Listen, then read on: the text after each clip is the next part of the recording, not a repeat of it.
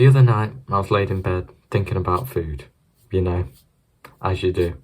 I was reflecting on how much my diet had changed over the past few years, and how I hadn't always eaten the so-called healthy foods that I now regularly eat today. I remember my first time trying Greek yogurt. It tasted so sour, and I spent the next 5 minutes trying to wash every little remnant of it off my tongue.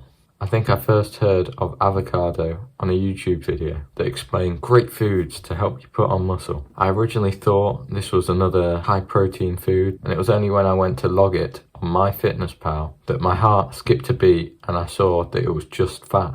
And as for the taste, well, it was pretty bland. However, something from then to now has changed. I now really enjoy these foods and look forward to eating them pretty much every day.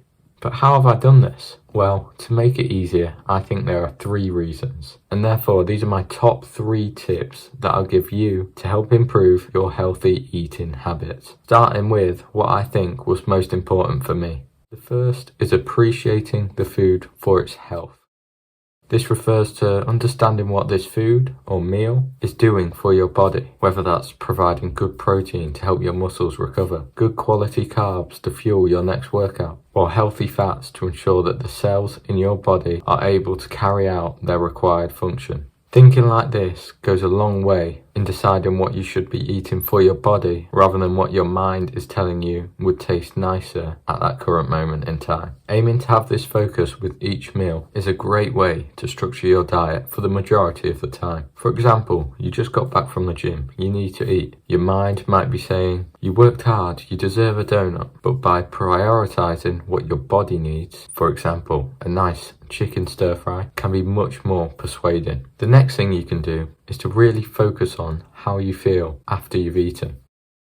Now, this is very individualized. However, I think the majority of people would feel much better physically and mentally if they had a nice balanced lunch of, say, chicken, potatoes with some vegetables, than if they went out and binged on a burger and chips. Personally, after eating these processed foods, I feel like I have less energy and I feel more mentally drained than if I am to eat more balanced meals consistently throughout the day. How do I know this? Well, it's because I've been there. There are times to enjoy yourself and have a burger or pizza, especially if you're out with family and friends. However, the majority of time, I think we should all make the effort to stay on top of our nutrition and focus on food as the fuel to our body. Personally, I would say I'm quite in tune with my body and I can pay close attention to how I feel. However, it may not always be as easy. If this is something you want to improve, then I recommend after each meal writing down, whether that be on paper or on your phone, what you ate and how you felt as soon as you finished the meal, and then how you felt half an hour later, 2 hours later, and up to 3 hours later. Pay attention to your energy levels, how focused or productive you are, and any other sensations, whether that's physical or mental. Doing this can help you understand what foods make you feel better and therefore what your body might prefer you to eat. My final tip is to experiment with food and their flavours.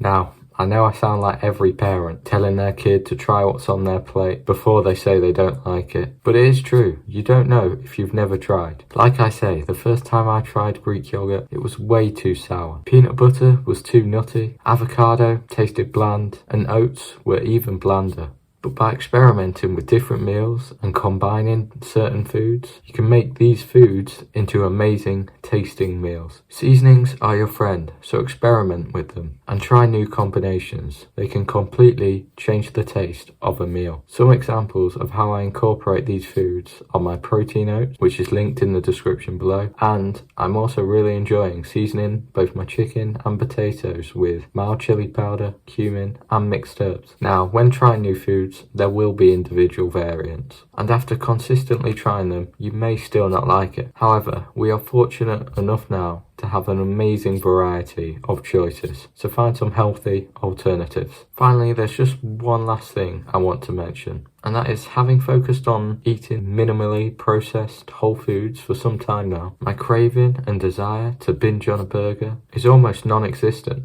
and I don't even consider myself now to have a sweet tooth. Shaping your environment is key to success, so make sure you have access to the foods that you know your body actually wants to eat, rather than what might be most convenient at that given time. Improving your diet is not a light switch moment. It takes time to develop good habits and maintain good practices, so stay consistent. And if you do end up falling off track, and there will be days where you go out to eat and you might not have what you'd usually have for dinner, but getting back on it is even more important. One bad meal doesn't make you gain loads of fat, but it's the accumulation of one after the other, week after week, that will cause you to put on weight. I hope these 3 tips have been valuable to you and help you in how you approach healthy eating.